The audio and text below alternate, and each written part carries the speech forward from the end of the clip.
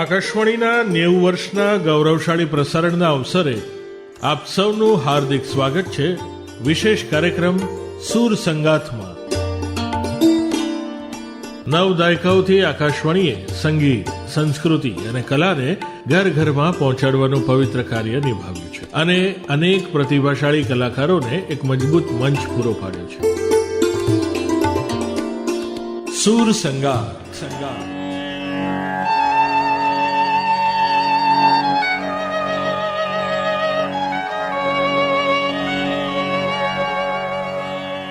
આ વિશેષ શ્રેણીમાં આપણે મળીશું આકાશવાણી સાથે જોડાયેલા પ્રતિષ્ઠિત ગાયક અને કલાકારોને, જેઓ પોતાના સુરોથી શ્રોતાઓના દિલમાં વિશેષ સ્થાન બનાવી ચૂક્યા છે.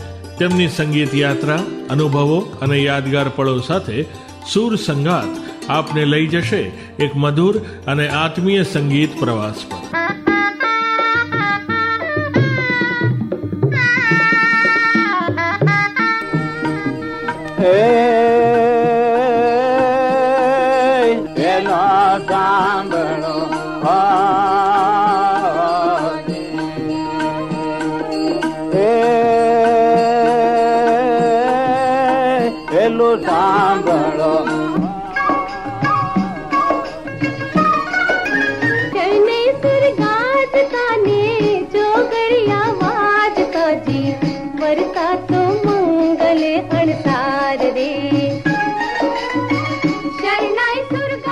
ચાલો સંગીતના આ અનોખા સફરમાં સાથે જોડાઈએ. પ્રસ્તુત છે કાર્યક્રમ સુર સંગાથ. નમસ્કાર. આકાશવાણીના આ વિશેષ કાર્યક્રમ સુર સંગાથમાં આપ સૌનું સ્વાગત છે.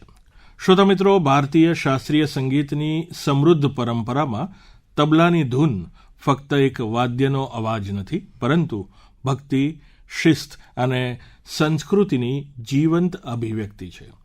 આજે આપણી સાથે એક પ્રતિષ્ઠિત વ્યક્તિત્વ છે, જેમણે માત્ર તબલા વગાડવામાં જ પોતાનું સ્થાન બનાવ્યું નથી, પરંતુ હજારો વિદ્યાર્થીઓને સંગીત શીખવીને ભારતીય શાસ્ત્રીય સંગીતને નવી ઊંચાઈઓ પર પહોંચાડ્યું છે. આકાશવાણીના એ ગ્રેડ કલાકાર, જેમણે અનેક રાષ્ટ્રીય અને આંતરરાષ્ટ્રીય પ્લેટફોર્મ પર પોતાની કલા પ્રદર્શિત કરી છે અને તબલા શિક્ષણના ક્ષેત્રમાં પ્રેરણા સ્ત્રોત છે, એવા આદરણીય ગુરુ શ્રી મુંજાલ મહેતાજી, આપનું સ્વાગત છે આકાશવાણીના સ્ટુડિયોમાં. ધન્યવાદ. આપ સૌએ મને 90મી વર્ષગાંઠ નિમિત્તે આકાશવાણીએ આમંત્રણ આપ્યું અને આ મોકો આપ્યો, અને અત્યાર સુધીની જે આકાશવાણીની સેવા છે તે બદલ હું આકાશવાણી સ્ટાફ તથા સર્વેનો આભાર માનું. તો મુંજાલભાઈ, શરૂઆત કરીએ તબલાની યાત્રાથી. તમારી યાત્રા પરિવારથી શરૂ થઈ. તમે અમારા શ્રોતાઓને તમારા ગુરુઓ અને તમારા શરૂઆતના સંઘર્ષો વિશે શું કહેવા માંગશો? શરૂઆત મારી બાળપણથી જ હતી. ઘરમાં કાકા વગાડતા, પપ્પા વગાડતા, એટલે તબલાનું વાદ્ય પણ મારી પાસે હતું. તબલાની જોડી હતી, એટલે ઘરમાં નાનો હતો ત્યારથી તબલા વગાડતો હતો. ત્યારબાદ કાકાની સાથે જે સોબત થઈને જેમ મને રસ પડવા માંડ્યો, અને મને જેમ જેમ રસ પડતો ગયો એમ હું આગળ ઉસ્તાદો પાસે જવા માંડ્યો, જોવા માંડ્યો કે કેવી રીતે આ તબલાવાદન, આ ઉસ્તાદોનું તબલાવાદન શું છે, પરંપરા શું છે, કેવી રીતે ગુરુઓ પાસે શીખાય. તો એ શીખવાની મને લાલચ જાગી, સમજો. અને નાની ઉંમરમાં મને બેંકમાં જોબ મળી ગઈ. તો બેંકમાં જોબ મળી એટલે મારી પાસે થોડું પૈસાની આવક પણ થવા માંડી, એટલે ઉસ્તાદો અને બધું સરળ થઈ ગયું મારા માટે, ઉસ્તાદો પાસે જવું. જે તમે હમણાં પરંપરાને એ બધી વાત કરી, તો તમે વિવિધ ઘરાનાઓ પાસેથી તબલા શૈલીઓ શીખી છે, તો આ વિવિધ શૈલીઓએ તમારા તબલા વાદનને કેવી રીતે સમૃદ્ધ બનાવ્યું છે? ખાસ તો એ જ કહેવાનું કે બાળપણથી જે હું તબલા વાદન શીખ્યો એ મારા કાકા પાસે, શ્રી કૌશિકભાઈ મહેતા પાસે.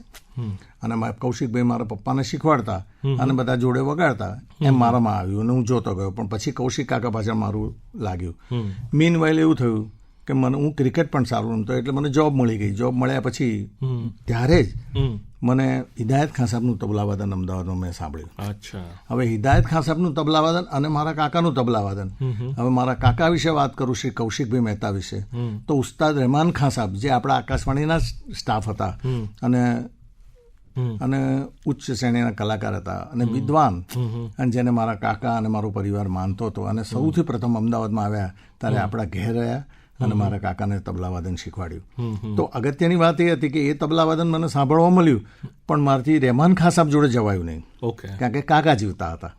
ત્યારબાદ હું સીધો ઉસ્તાદ હિદાયત ખાન સાહેબનું એક દિવસ મેં તબલા વાદન સાંભળ્યું, અને એ સાંભળીને એટલો મંત્રમુગ્ધ થઈ ગયો કે હું દુનિયામાં આ માણસ જ્યાં હશે ત્યાં હું શીખવા જતો રહીશ. એટલે થયું શું કે જેવું જ એમનું તબલા વાદન પત્યું એ જગ્યાએ એમને મૂકવા જવાનો મોકો મળ્યો. હું મૂકી આવું તો કે હા, એ વખતે મારી પાસે મોટરસાઇકલ આન તેનું વાહન હતા મારી પાસે. આ વાત 1982ની. એટલે મૂકવા ગયો, પણ રહેમાન ખાન સાહેબનું ઉસ્તાદ હિદાયત ખાન સાહેબનું ઘરાનું એક. એટલે મને ફાયદો એ થઈ ગયો, મને અજાણતા જ મેં વસ્તુ નક્કી કરી, પણ ફાયદો એક જ થયો કે ઘરાનું એક રહ્યું, એટલે વાદન શૈલી પણ એક રહી, જાણવા પણ એક વસ્તુ મળી બધી એક સરખી, અને એમાં મારું ઇમ્પ્રુવમેન્ટ વધારે થતું ગયું. હવે ત્યારબાદ શીખતો ગયો. લગભગ એ અમારી યાત્રા એમના મરણ સુધી, એટલે કે ના બોલાય પણ એમના ઇંતકાલ સુધી મારી જોડે જ રહ્યો, હું એમની જોડે જ રહ્યો, અને ઉસ્તાદનું સાનિધ્ય મને પ્રાપ્ત થયું. મીનવાઇલ જે રહેમાન ખાન સાહેબનું નહોતો મળ્યો, એ રહેમાન ખાન સાહેબ સામેથી તમે જુઓ કે એક પવિત્ર કર્મ કોઈ પૂર્વજન્મના કર્યા છે કે ઉસ્તાદ રહેમાન ખાન સાહેબ જેવો માણસ આઈને કે મુંજાલ ભાઈ આપકો પતા હૈ आप कौशिक भाई के बच्चे हो और हमारे घर के बच्चे हुए, मेरे अंतिम समय है अब, तो मैं चाहता हूँ कि आपको तबला थोड़ा बताए हम. તો હું તો ધ્રુજું ઊભો એ વખતે કે તમે રહેમાન ખાન સાહેબ તમે આવીને, અને એ વખતે હું ગાંધર્વમાં તબલા શીખાવતો હતો. ત્યારે મને એમ થયું કે અરે બાપરે, આટલો મોટો માણસ અને કેવા કર્મો મેં કર્યા છે અત્યારે ખબર પડે છે. એ વખતે એટલે હું તો ધ્રુજતો જ તો. અને પછી મેં રહેમાન ખાન સાહેબનું સાનિધ્ય પ્રાપ્ત થયું, પણ બંને ઘરાના એક, એટલે મારામાં કોઈ વિશિષ્ટ પેલી જુદી ના પડી. પણ વિવિધ ઘરાનાની તમે વાત કરી તો અમારા 4 ઘરાના મુખ્યત્વે દિલ્હી, અજરાડા, ફરખાબાદ, લખનઉ. આજે ઉસ્તાદો જે છે એ એક જ ફેમિલીના જ છે બધા. દિલ્હી ઘરાનામાંથી છૂટા પડેલા બધા કલાકારો, એટલે બધા 4 ઘરાનાના માસ્ટર હોય, એટલે 4 ઘરાના વિશે તાલીમ તમને પ્રાપ્ત થતી હોય. બરાબર. આનો જે ડિફરન્સ છે તમે એ જાણી શકાય, અને જાણી શકાય, અને જાણ્યું એ જાણ્યું ક્યાંથી, એ લોકો ગુરુને આપણને માર્ગદર્શન હોય. પણ એ જાણો ત્યારે જ કે જ્યારે તમને ચીજો શીખી, એ જરા એ લીખ લો, લખનઉ કા એક કાયદા હૈ, છોટા સા હૈ મગર ये परन कायदा है, લીખ લો. તો એ પરન કાયદા આપણે, એટલે what is the meaning of પરન કાયદા? કાયદા તો છે, પરન કાયદા, ગત કાયદા, રેલા કાયદા, લડી કાયદા, કાયદાના જે પ્રકાર છે એમણે બતાવ્યા માંડે. તો આ બધું જોવા માંડ્યું, એટલે એમને એમ કરતા કરતા આપણું વિઝન મળે. એટલે આ થિયરી આખી તમને આખી કે જો હું વગાડું છું એ પ્રેક્ટિકલી છે શું, તો એ સમજમાં ત્યારે જ આવવા માંડ્યું મને. અને ત્યારબાદ એક ખૂબીની વાત છે કે નંદન કાકાનું મને 1989માં ઓમકારના સ્પર્ધામાં મેં વગાડ્યું ત્યારે નંદન કાકા હાજર, અને એમણે એટલા બધા ખુશ થઈ ગયા. અને જ્ઞાતિમાં અમે બધા એક સરખા, એટલે જ્ઞાતિમાં અમે મળીએ, હું એમના આશીર્વાદ લઉં, પણ મારી હિંમત જ નહોતી થતી કે નંદન કાકાનું કહું, કારણ કે ઘરાનું પણ જોયું. પણ મારી ઉસ્તાદી તાલીમ અહીંયા ચાલતી હતી, એટલે મને બહુ એવો એ ના થયો. પણ નંદન કાકાનું જેમ જેમ સાનિધ્ય પ્રાપ્ત થયું, એમને અમે જે વગાડતા હતા તેમાં જે સવાઈની જે રચનાઓ હતી, એ રચનાઓ વિશે મને સમજ જ નહોતી.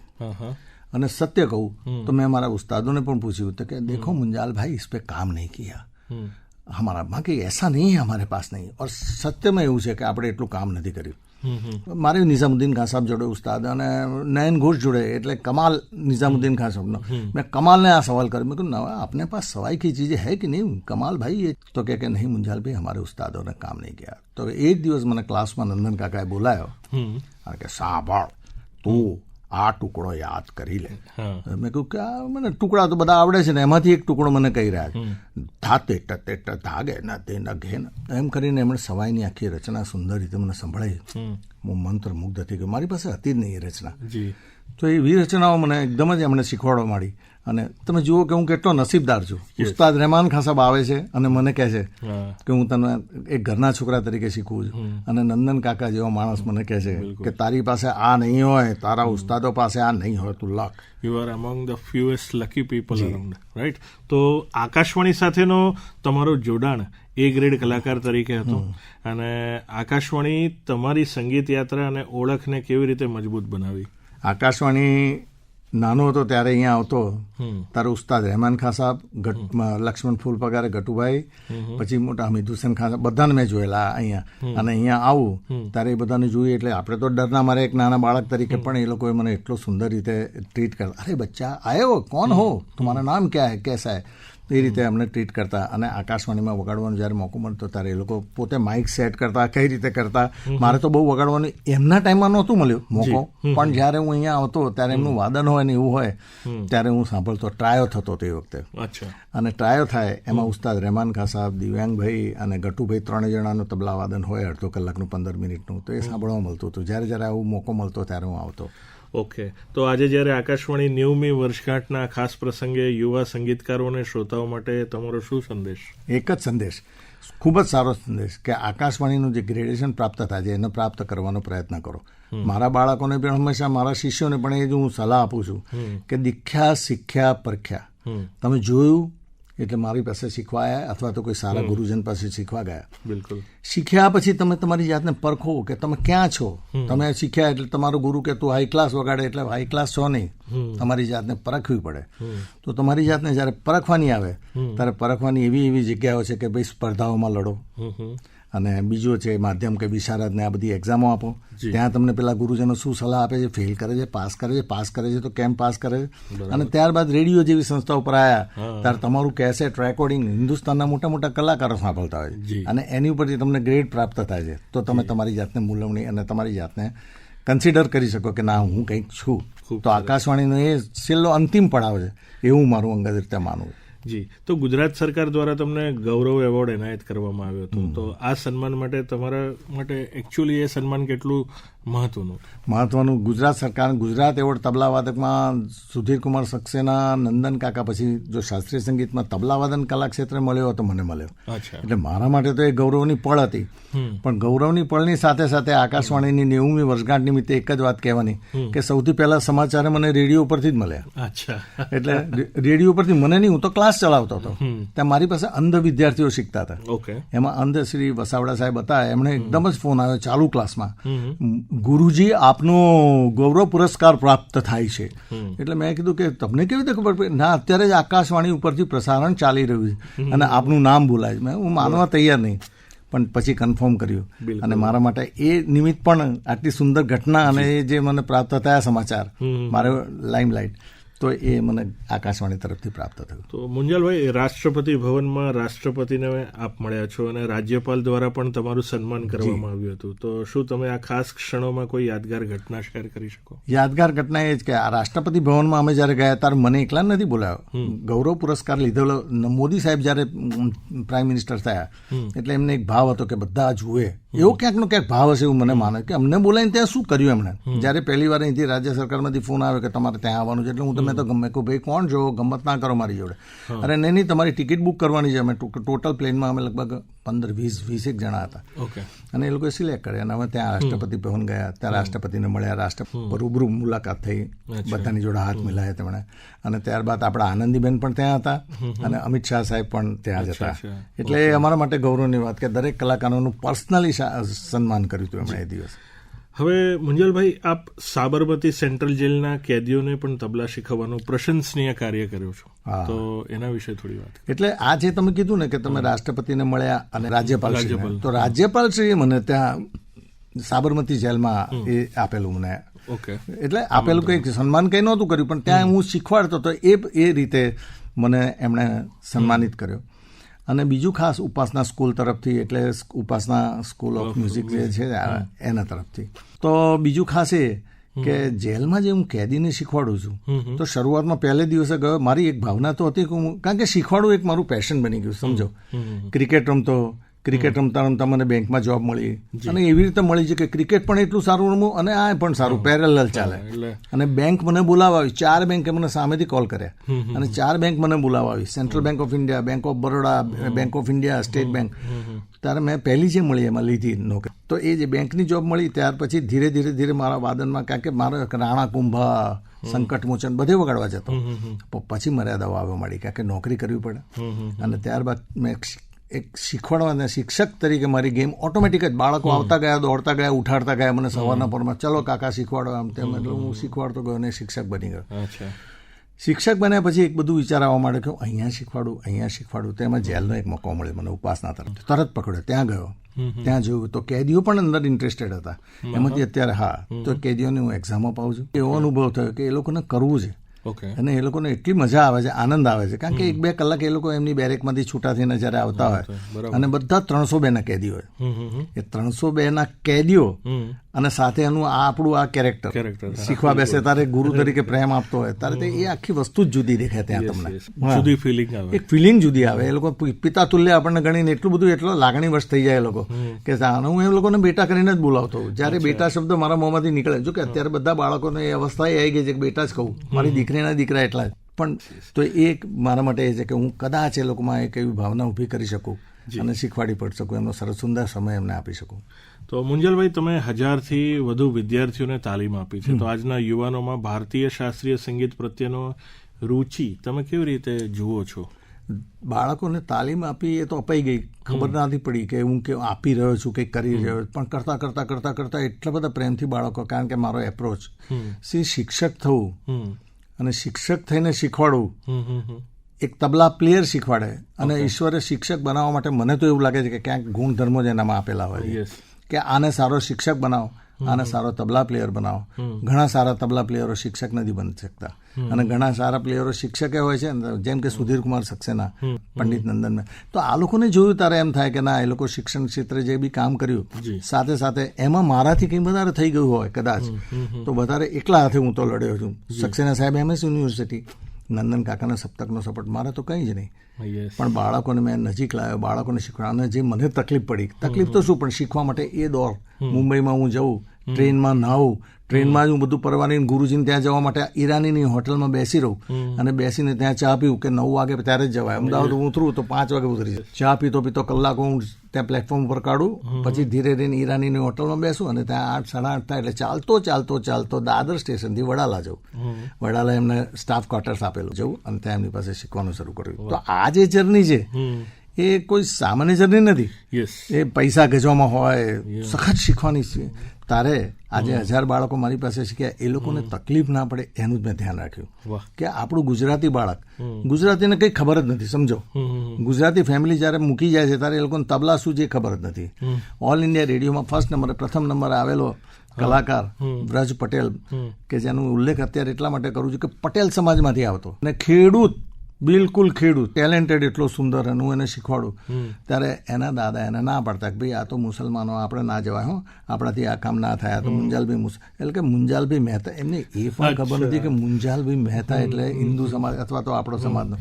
તો ક્યાંકનું ક્યાંક એ બધામાંથી બહાર કાઢી મા બાપને કોન્ફિડન્સમાં લઈ, મા બાપ મારું ચરિત્ર જુએ અથવા તો બધું જોતા હોય છે અત્યારે કે તબલા એટલે તો પૈસા મળે નહીં, તબલા એટલે તો આવી નોકરીનું કંઈ મળે નહીં, આ બધું ના શીખાય, આપણું નરગા બરગા આપણું કામ નહીં. તબલાનો બીજો પર્યાય જ નરગા છે. આ નરગા બરગા આપણું કામ નહીં, એક્સ્ટ્રા કરિક્યુલર બસ એવું પણ નહીં, એ પણ નહોતી એ અવસ્થા. આજથી 84-85 ની તમે અવસ્થા જો, 90-95 થી મેં શીખવાડવાનું ચાલુ કર્યું ત્યારે એ અવસ્થા નહોતી. 84-85 માં હું શીખ્યો ત્યારે 3 જ ઘરમાં તબલા વાગતા હશે અમદાવાદમાં. એક મોરે ફેમિલી કહેવાય અમદાવાદનું, કે મહારાષ્ટ્રીયન ફેમિલીમાં ગણો.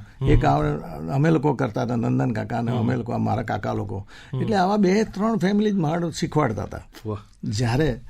ત્યારે આવી રીતે એક બીડું ઝડપીને શીખવાડવાનું એટલે બહુ નવું હતું ગુજરાતી સમાજને અંદર કોન્ફિડન્સ. અને અત્યારે એક એક્ટિવિટી તરીકે એક જોઈન્ટ થઈ ગયું કે ભાઈ બાળકને તબલા તો શીખવાડો. મહારાજ સાહેબો, જૈન મહારાજ સાહેબો તબલાને ચામડું હોય ના પાડતા હતા. અત્યારે જૈન મહારાજ સાહેબો એમ કહે છે કે તબલા શીખવાડો, તો પેલા કે આ ચામડું, કે ચામડું બામડું સારું, આ તો મોબાઈલ કરતાં તો બહુ સારું. તો આખી વિચારધારા બદલાઈ ગઈ અને એને વિદ્યાની રીતે સંસ્કાર કરી આપીને શીખવાડીએ બાળકોને. બિલકુલ, કારણ કે મેં સંસ્કાર સિંચવાનું કામ કર્યું. તો મુંજલભાઈ, આજના ડિજિટલ યુગમાં જ્યાં સંગીતના સ્વરૂપો ઝડપથી બદલાઈ રહ્યા છે, ત્યાં યુવાનો માટે શાસ્ત્રીય સંગીત સુલભ બનાવવા માટે કયા પ્રયાસો કરવા જોઈએ? પ્રયાસ કરવાની કોઈ જરૂર મને તો લાગતી જ નથી. એટલા માટે કે અત્યારે ઝૂમ ઉપર, એટલે કોરોના કાળ પછી આખો સીન બદલાઈ ગયો. પહેલા જે હું કહું છું, અત્યારે મેં તમને કીધું કે ટ્રેનમાં જતો, ટ્રેનમાં શીખતો, ઉતરતો, વાળ, એ હવે કોઈએ સ્ટ્રગલ કરવાની જરૂર જ નથી. હિન્દુસ્તાનનો મોટામાં મોટો કલાકાર તમને અત્યારે ઇઝીલી ઝૂમ ઉપર અવેલેબલ છે. અને આજે જે મેં સ્ટ્રગલ કરી, અને તમારે જ્યાં જેની પાસે શીખવું છે તો કે ફી ભરો, 5,000 રૂપિયા મારો ચાર્જ છે, કલાકનો ફલાણું સામે અવેલેબલ થઈ જાય. પહેલાં એ જમાનો નહોતો. તો એ બાળકોને અત્યારે લેવા માટે ઇઝી થઈ ગયું છે. હા, પણ મને એવું લાગે છે કે બાળકોએ ગુરુનું સાનિધ્ય પ્રાપ્ત કરવું જ જોઈએ. મુંજલભાઈ, તમારી સંસ્થા દ્વારા સ્થાપિત 2 ગિનીસ વર્લ્ડ રેકોર્ડ ખૂબ જ પ્રેરણાદાયક છે.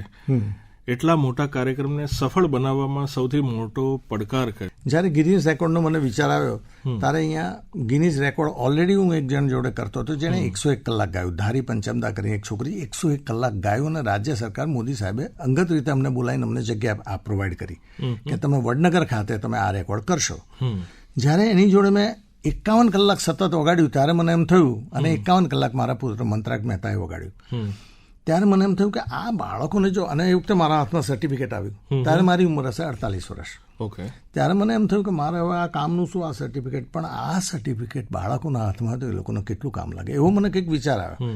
એટલે મેં રિસર્ચ ચાલુ કર્યું અને કીધું કે હવે થઈ શકે સમૂહ તબલા વાદન એક સાથે બધા છોકરાને બેસાડી અને લગભગ નહીં 100% કહું છું કે સૌથી ભારત દેશમાં સૌથી પહેલો રેકોર્ડ મેં જ કર્યો. એ પહેલા એક જણે 51 કરી નાખ્યો, ખબર પડી એટલે. પણ એ રેકોર્ડ નહોતો, એક નામ હતું. આ 350 છોકરા, 314 છોકરા સાથે અમે છોકરાઓને તાલબદ્ધ રીતે શીખવા. હવે જે તાલબદ્ધ અને લયબદ્ધ રીતે શીખવવું એ બહુ ગંભીર ઘટના હતી મારા માટે. ચેલેન્જિંગ શબ્દ. મને એવું લાગ્યું કે કદાચ હું પડી ના જઉં શીખવાડતા, કારણ કે ટોટલી મારે 314 છોકરા ભેગા કરવાના. એટલે ફિઝિકલી બી પ્રેક્ટિકલી નહોતું, કારણ કે મારી પાસે હતા 125 છોકરા. સપ્તક પાસે ગયો, ફલાણા પાસે ગયો, CN હાઈસ્કૂલમાં ગયો, ગુજરાતમાં વાત નાખી ભાઈ મારે 314 કરવા છે, કેવી રીતે કરીશું? છોકરાઓ મને એટલા તો કરો, મારી પાસે આવા.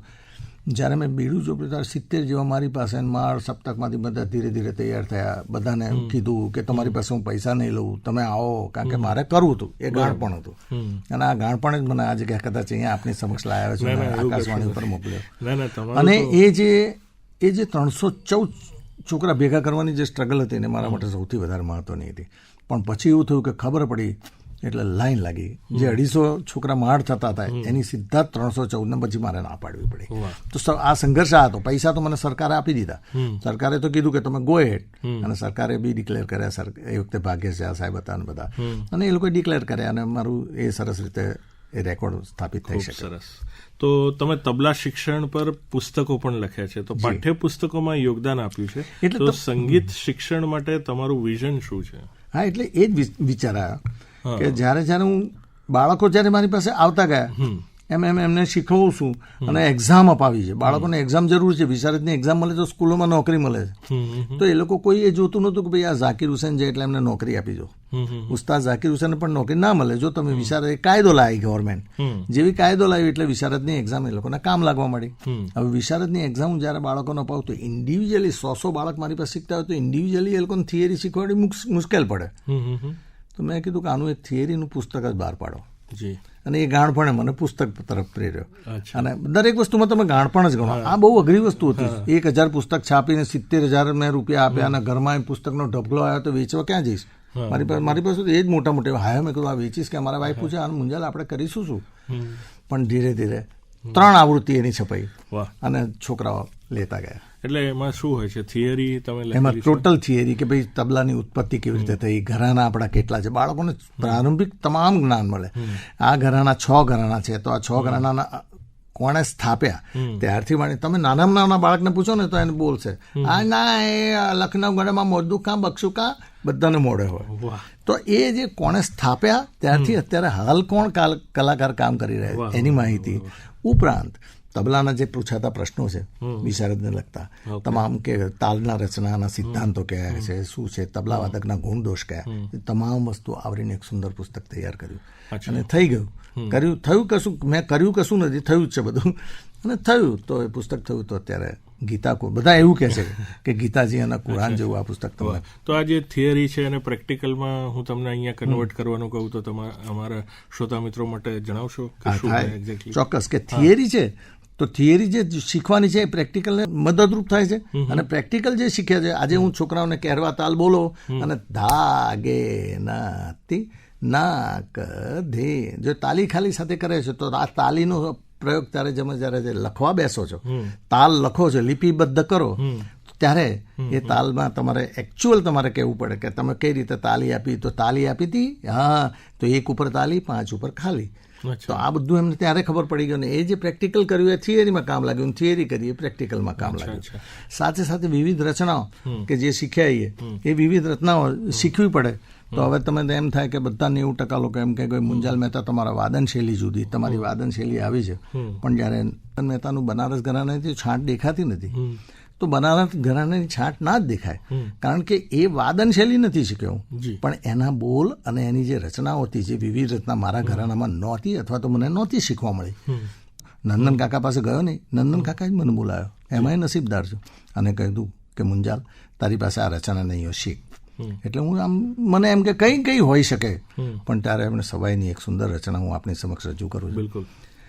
ધા દેન દેન ધા ધા દેન દેન ધા ધા તેન તેન ધા તક દેન દેન ધા તેટ તેટ ધા ગે ન ધેન ગે ન ધા ગે ન નાગા ન તેટ કઢા દેંગડ ધા ધા તેટ કા ધા તેટ કરતા દિન દેન નાગા ન તેટ તાગા ન તેટ કઢા ધા તેટ કરતા તેટ ક ધા દિન તા કા તા કા તા કા તા કા તા કા તા કા તા ધા તકા તકા તકા તકા તકા તકા ધા દે તકા તકા તકા તકા તકા તકા તકા ધા.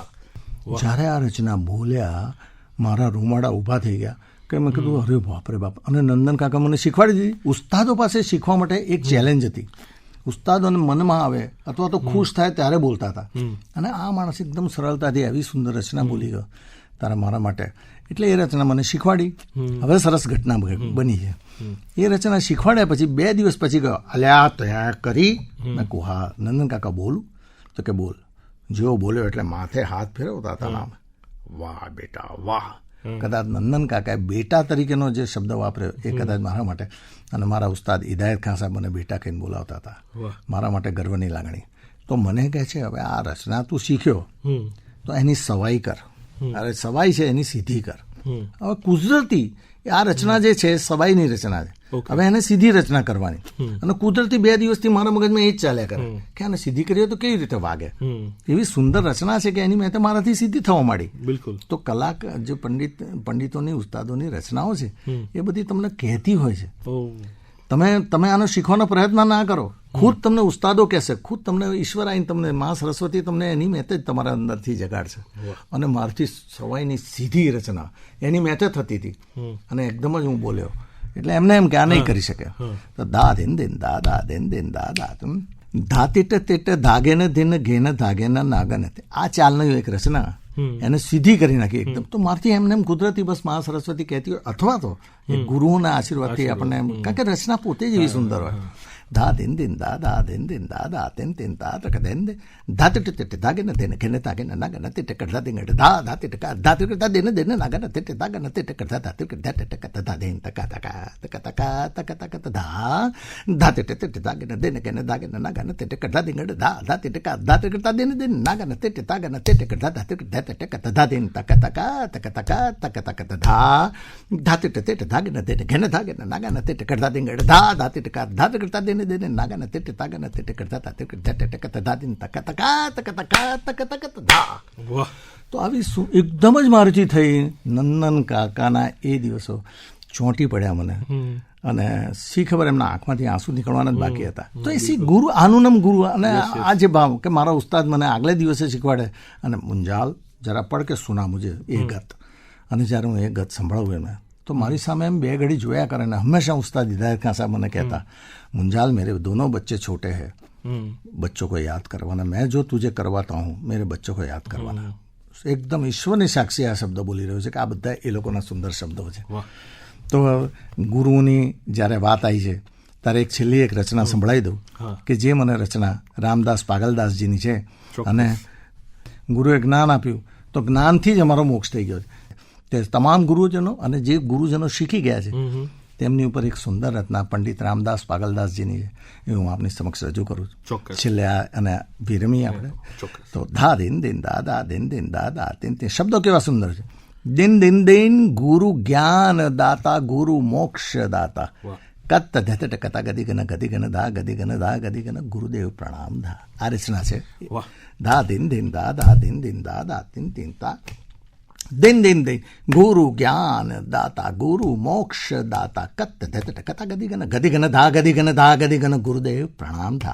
गदिगन धा गदिगन धा गदिगन गुरुदेव प्रणाम था. गदिगन धा गदिगन धा गदिगन गुरुदेव प्रणाम था. વાહ મુંજાલભાઈ, આપના વ્યસ્ત સમયમાંથી આકાશવાણી માટે આટલો સમય કાઢ્યો તે બદલ આપનો ખૂબ ખૂબ આભાર. ખાસ તો મારા આકાશવાણીનો આભાર માનવાનો હોય કે આવો મોકો લોકો સુધી પહોંચવાનો આપ્યો. આપ સૌનો આભાર.